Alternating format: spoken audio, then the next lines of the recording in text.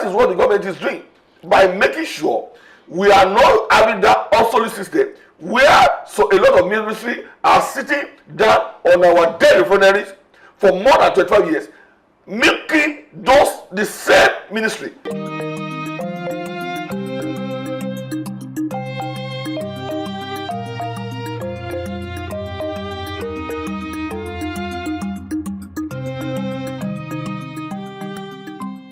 Thank you for being a part of the show, Honorable Molaja Olaoye.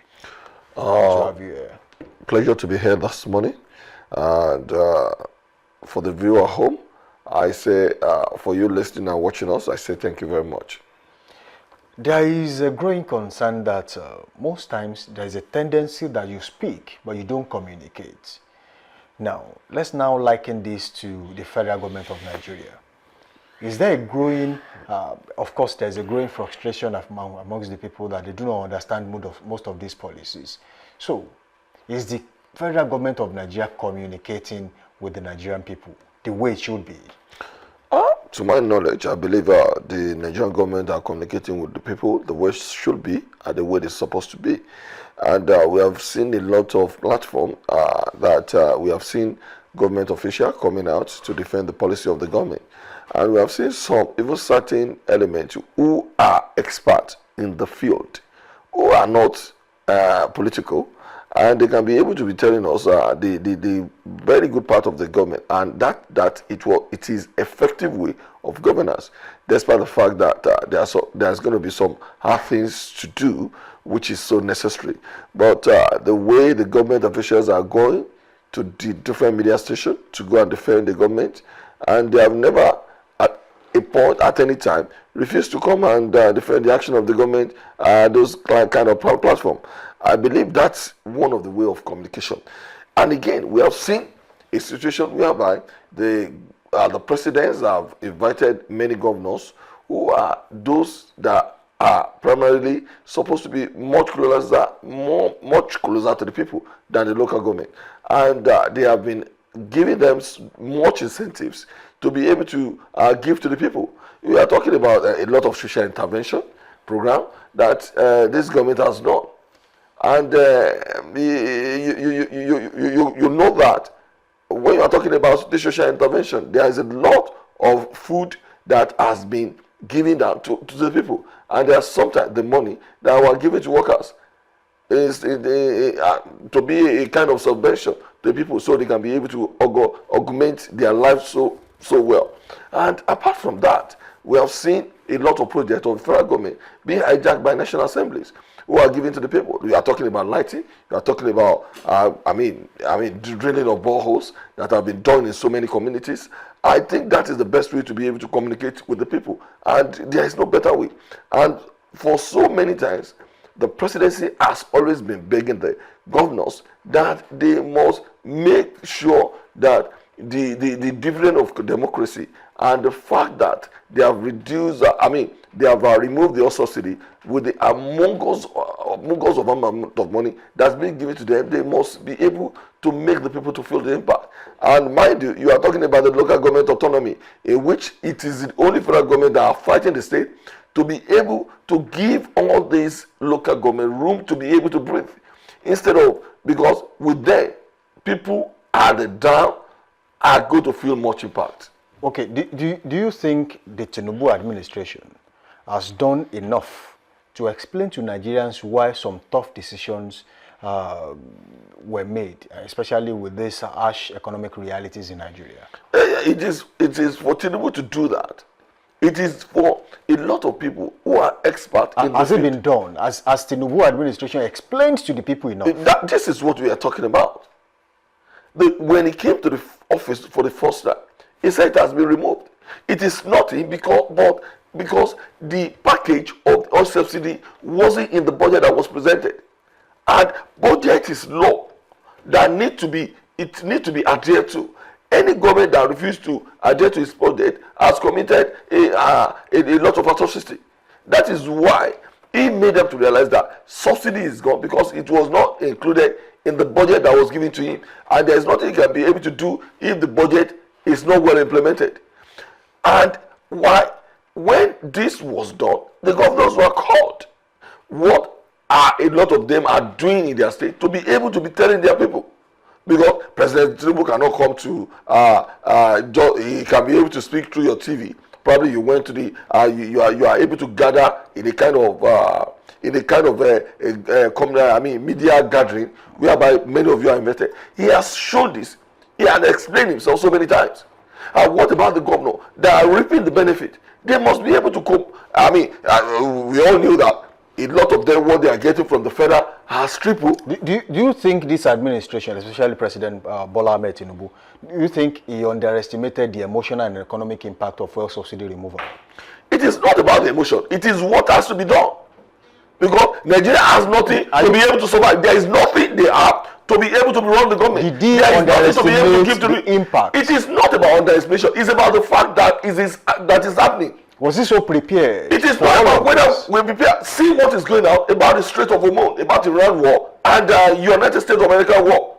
It is not about being prepared. It's about what happened, and we must be able to accept it. I'm just telling you this something. There is nothing nobody can do when you are talking about the war in Iran and Iran. Also, the decisions control a country off balance. It is not. It is the decision of others that are now affecting us. The decision that was made to make that Govt refinery to be working. It was a tough decision then, and it was not. Now we are getting the benefit. Government knew what they're supposed to do, and they are doing it. But it is easy sometimes to blame the government for all the problems that we are having, even if the government are not at fault. It is not about underestimation. It is what was budgeted, and that is what he needs to do. Some have talked about the centralization of communication system in the country. There used to be a time where we have so many agencies and ministries that actually echo the sentiment of the federal government, and of course at state level too, there are agencies that do that. But in Nigeria today, some say that the presidency maybe unintentionally killed the national orientation agencies and some other agencies that actually help the government to actually echo their own sentiments. Are you of the same school of thought? I don't think so. When you are talking about national was the NOA systematically killed? It is not. There are some things the NOA is supposed to do. When you are talking about if they given the necessary backing to do it. It is not about giving the necessary backing. They cannot be able to be able to perfect their system according to how the government goes. So, some say the agency has been deliberately stifled. You are talking about the agency. You are not talking about Minister of Communication. Why do we have Minister of Communication? And in the first instance, and again, governance is about a process. Governance is about day-to-day activities, and it needs to be communicated with people. But by the time you are talking about the bureaucracy of NON, it's not going to work that way. Because the Iran and Iraq war is in the government agency that's going to be defend the government, but the politicians that need to, appoint those who are specialized in that field. Because when you are talking about NON, many of them can be obsolete. They might not even be able to know what is going on in the world. You can see what Fasuba, one of the media men of the president, is doing. He knew a lot of things when you are talking about international relations. He knew what is going on in the United States of America because he has lived there. He knew what is going on in the United Kingdom. He knew what is going on in a lot of places. But when you get to our departmental agency right now, you see people that has never even, they just stay in Abuja, they never knew what is going on in Lagos. And you expect those kind of people to be defending the government. There is no way it can work. You need people that are exposed. You need people that are specialized in this and professional who are going to be able to deal with the government. And you are talking about somebody like you who is so young, who is versatile in about communication, and you expect somebody who is about 65 years old or 70 years old sitting in the department to be defending the government. It's not going to work. Now, some people have said that people like Daniel Bwala, presidential spokespersons Daniel Bwala, Bayo Ononduga and the likes, they do more in defending policies rather than empathize with the people. Are you of the same school of thought? It is not about empathy. It is not about sympathy as well. It's about the reality on the ground. When you are talking about... Are you saying it is normal for policies not to have human faces? definitely. That's what you just said. No, I am not saying There's that. no empathy in all of this. All I'm going to tell you. And the government owes Nigerians no empathy. All I'm going to tell you is that we must be able to face the reality. When Nigeria is not having money, no prayer, no going to mountain of fire or going to any mountain, it is going to bring money to Nigeria. Nigerians and those who are in government need to make that policy that is going to bring money in. It is not about sentiment. When we are talking about sympathy, the Iran and United States of America and Israel war is affecting us. Who is to blame? The gods are not to blame. But the policy, the government, we are going to be blamed. But the government needs to do something that is going to cushion the effect of the government, of the impact of Iran and United States or Israel war. That is what the government is doing by making sure we are not having that obsolete system where a lot of ministries are sitting down on our dead refineries for more than 25 years, making the same ministry, unlike Dangote, that brought sugar to us. Somebody like Dangote petrol, that it is a kind of a joint venture of federal government and Dangote to be able to create it, to be for its creation. A place like South Africa is begging to have oil from Nigeria. For you to know that we are having good policy in Nigeria and the government are doing their best to push it. Now, for you, what should effective government communication, what should it look like in a democracy like that of Nigeria? It is day-to-day activities, and people that are responsible must be able to be able to face all the challenges. Now, let me now hold you by your words. You said it is a day-to-day activities. Sometimes you talk, but you don't communicate, but because people don't understand. There should be a way you break down these policies for the people to know exactly what you are trying to do. You don't just hide policies within text on bulky papers. There are ways you communicate with the people, and some people are saying some of the policies have no human faces. Whether you keep saying human faces, there is nothing you are going to do in this world that is going to be easy for you. With the kind of job you do, if you are not doing well, they are going to sack you in this the TV station. That is why you have to be abreast with what is going on every day. It was because you are not obsolete. You know what you are doing. It is when you go out to work, you are not going to find it easy to work out there. You are not going to find it to make money. And when you are not talking about human faces or human faces, we are talking about the economy that was bad, that was dead, to be resurrected. It is going to take a lot of hard work, and it's going to take a very hard reform to be able to do it. See what is going on in the United Kingdom, whereby the Labour is losing a lot of seats. Do you think it's cheap? There are some reform it needs to do that it has not done. So we must be able to face fact.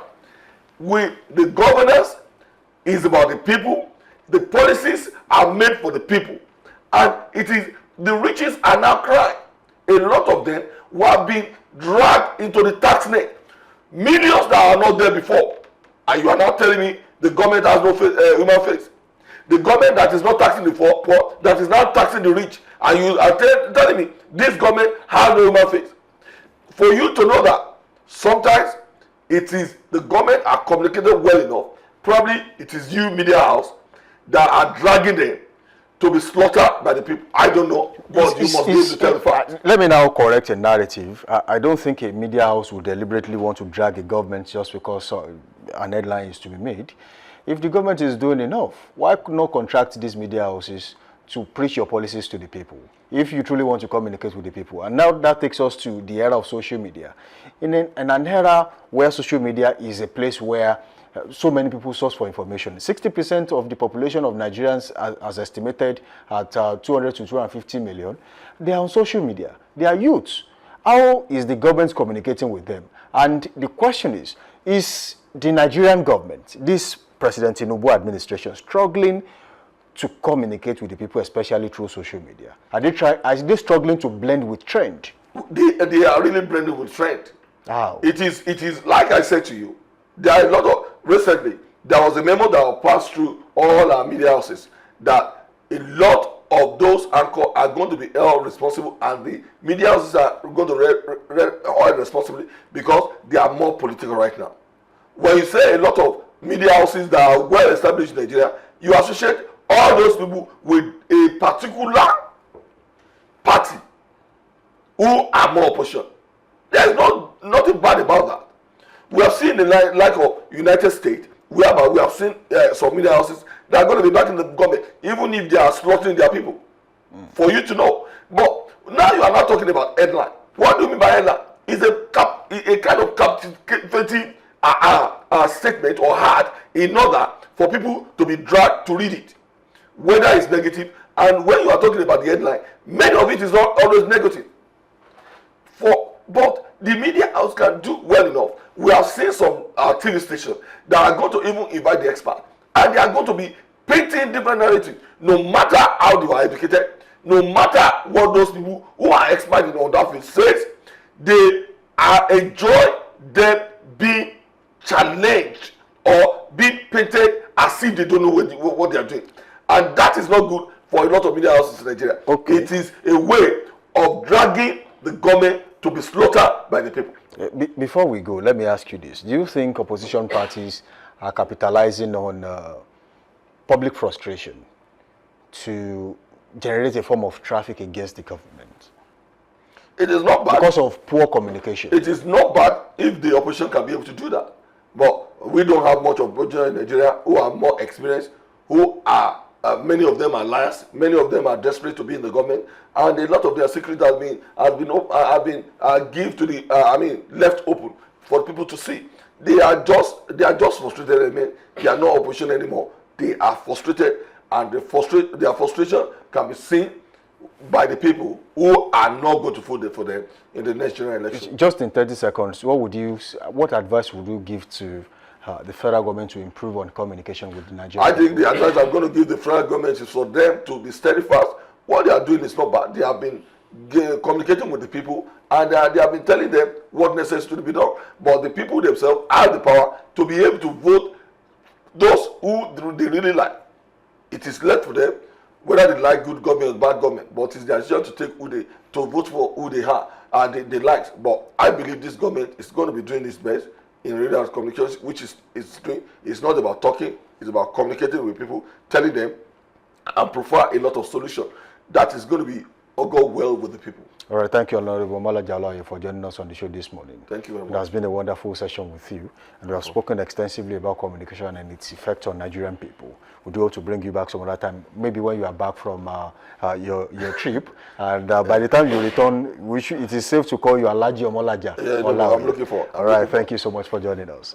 All right, it has been an insightful conversation this morning on The Big Story as we examined the growing debate around governance, public trust, and communication between presidency and the Nigerian people. One thing remains certain in a democracy: communication is powerful. Beyond policies and promises, citizens want to feel heard, informed, and included in the decision-making process. Many thanks to my guest, Honorable Molaja Olaoye, for sharing his thoughts and the perspectives on this important national conversation. And to our viewers out there, thank you for staying with us this morning. Keep the conversation going responsibly and continue engaging issues that shape our nation. I am Sam Sibalogu. Thank you for joining us.